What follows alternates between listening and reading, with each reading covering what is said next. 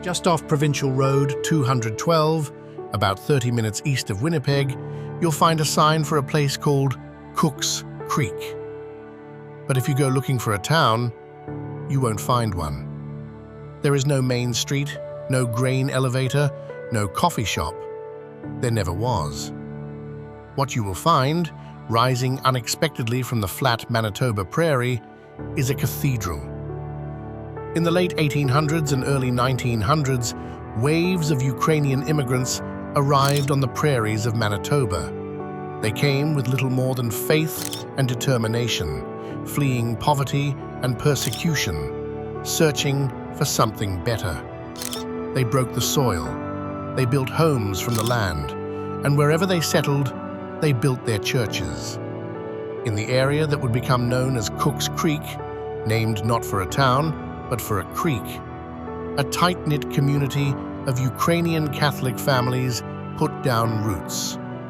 Deep roots, the kind that hold through drought, depression, and the long silence of prairie winters.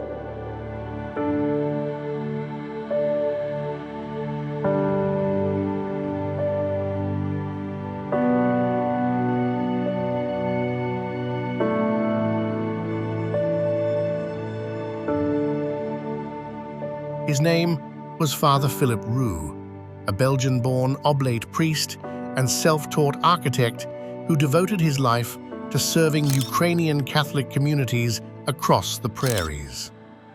Over the course of his ministry, he designed and helped build more than 40 churches across Manitoba and Saskatchewan, each one a fusion of Byzantine tradition and prairie resourcefulness. But none would be quite like the one at Cook's Creek. In 1930, just as the Great Depression tightened its grip on the prairies, construction began. There was no hired labor, no outside funding, no debt. The families of Cook's Creek built this church themselves with hand tools, volunteer hours, and an unshakable belief that what they were building mattered. It took 22 years to complete, 22 years of Sundays, of fathers and sons passing tools between them, of mothers feeding the workers and children playing in the shadows of walls that grew slowly, season by season, into something magnificent.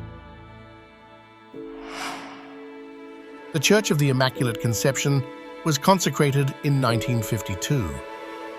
What stands today is one of the largest Ukrainian Catholic churches in all of Western Canada, crowned with 9 domes, built without debt, and raised by the hands of ordinary people doing something extraordinary.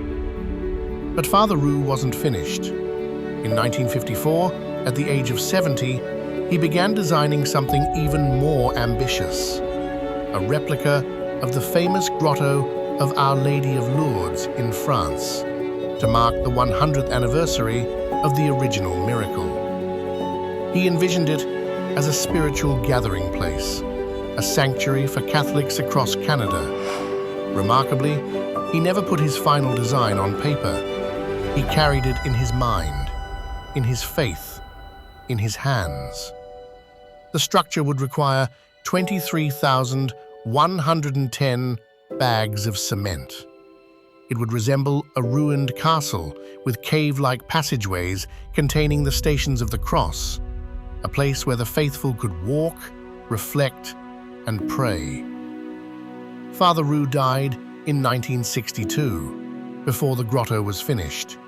He never saw it complete, but the community he had served for decades didn't let his vision die with him. The Knights of Columbus carried on the work. 8 years after his death, in 1970, the grotto was complete. And set within its walls, a piece of rock brought from the original grotto in Lourdes, France. A quiet, sacred reminder that faith, like stone, endures.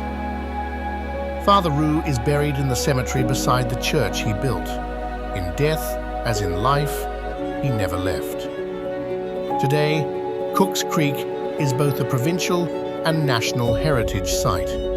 It draws pilgrims, historians, and curious travelers from across the country.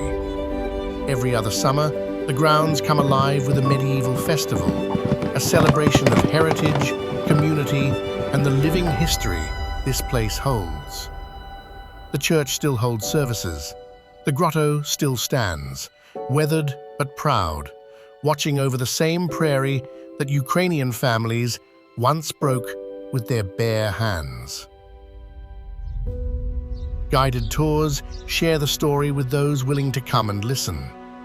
And for those who live in the surrounding communities, whose grandparents and great-grandparents mixed the cement, hauled the stone, and said the prayers, this place is more than heritage.